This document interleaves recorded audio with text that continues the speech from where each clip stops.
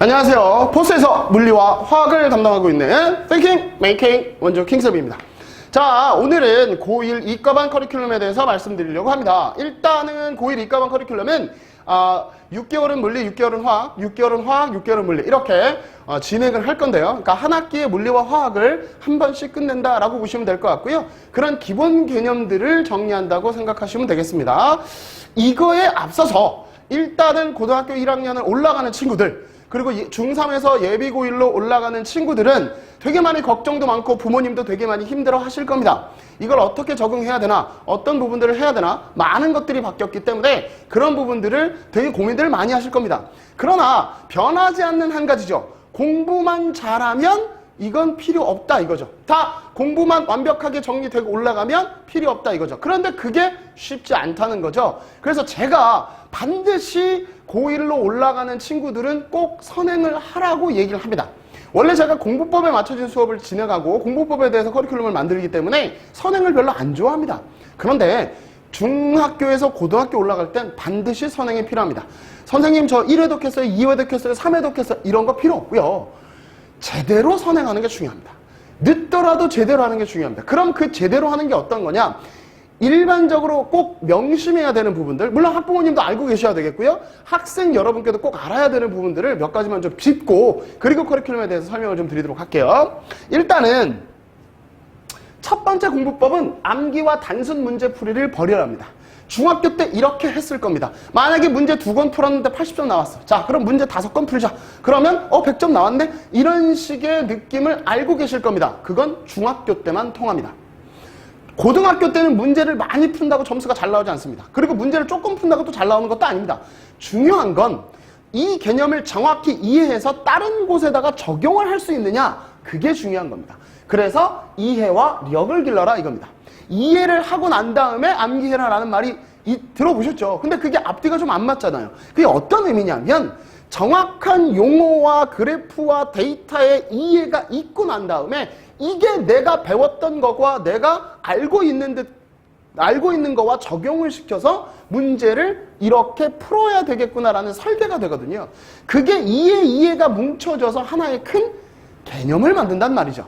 그러니까 그 개념에 들어오면 이거였는데 저거였는데 이렇게 연결되는구나라는 느낌이 와줘야 국어든 영어든 수학이든 과학이든 공부를 한단 말이죠. 그게 고등학교 때 가장 큰 공부 방법의 차이입니다. 방금 전에 앞에서도 말씀드렸지만 중학교 때는 공부를 할 수 있는 준비를 하는 단계예요. 고등학교 때는 실전입니다.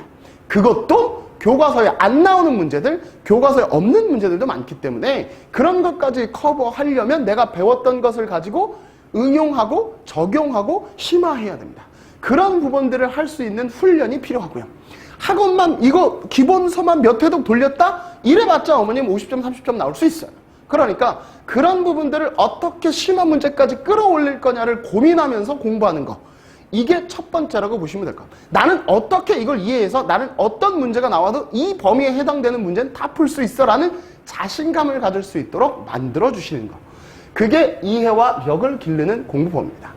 뭐 시간이 그렇게 많이 할애되어 있지 않기 때문에 제가 이걸 자세하게 말씀드릴 수는 없고 나중에 이 부분에 대해서는 다시 한번 학생들한테도 제가 피드백 강의나 OT 할 때도 얘기할 거고 부모님일 때도 말씀드릴 테니까요. 그런 부분들은 나중에 다시 한번 또 이런 기회가 됐을 때 자세하게 좀 말씀드리도록 하겠습니다. 지금은 기본적인 내용들만 말씀드릴 거고요. 그 다음에 공법 2단계 단기계획 버리고 3년짜리 장기계획. 왜 3년짜리입니까? 고3이니까요. 1, 2, 3학년 동안 장기계획이 필요합니다. 왜냐하면 이 장기계획이 나와줘야 내가 고등학교 3학년 동안 이만큼을 공부해야 되는데 2년 동안은 뭘 공부하고 1년 동안은 뭘 공부하고 그 1년 동안 공부할 양에 나는 1학기 때 뭘 공부하고 그럼 나는 이번 달에 뭘 공부하고 나는 이번 주에 뭘 공부하고 나는 오늘 뭘 공부하고 이게 정확하게 나온다라는 거죠. 그러니까 시간이 없기 때문에 정확하게 오늘 할 분량을 알고 있는 친구와 모르고 있는 친구의 큰 차이가 벌어진다는 거죠. 그 분량을 알고 있는 애는 3년 동안 꾸준하게 했기 때문에 그 정점을 찍을 수 있겠지만 오늘 공부했던 거 일주일 지나고 2주일 지나고 3주일 지나도 또 똑같은 걸 공부할 수 있다는 거죠. 그런 것들을 버리기 위해서 정확한 플래닝이 필요합니다.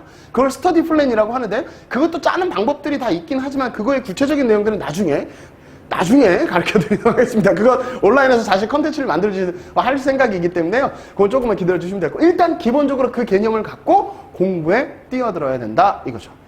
그러니까 그거를 설정하기 위해서 세 번째, 진로를 정하는 것도 공부다. 무슨 얘기냐면 이러한 계획이 나오려면 진로가 목표 설정이 돼 있어야 됩니다.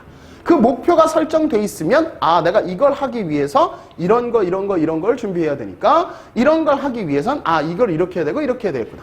그리고 고등학교 1학년 올라가게 되면 교과목도 선택해야 되고 동아리서도 선택해야 되고 그 다음에 독서도 선택해야 되고 선택해야 될 것들이 되게 많습니다.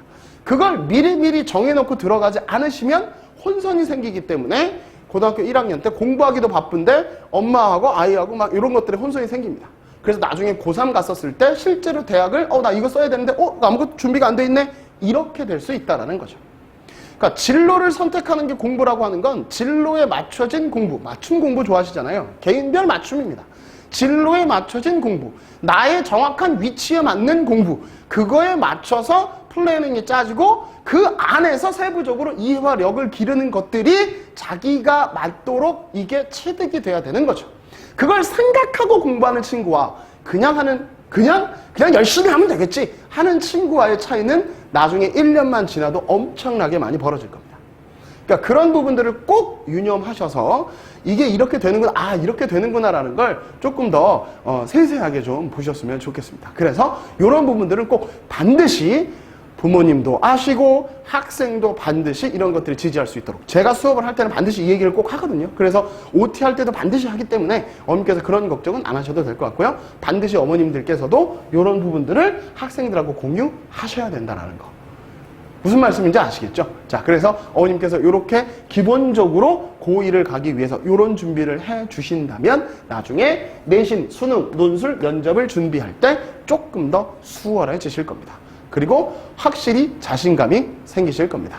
이런 부분들을 좀 알고 공부를 하는 게 훨씬 더 많이 도움이 될 것 같습니다. 자, 그래서 공부법에 대한 얘기는 여기까지만 하고요.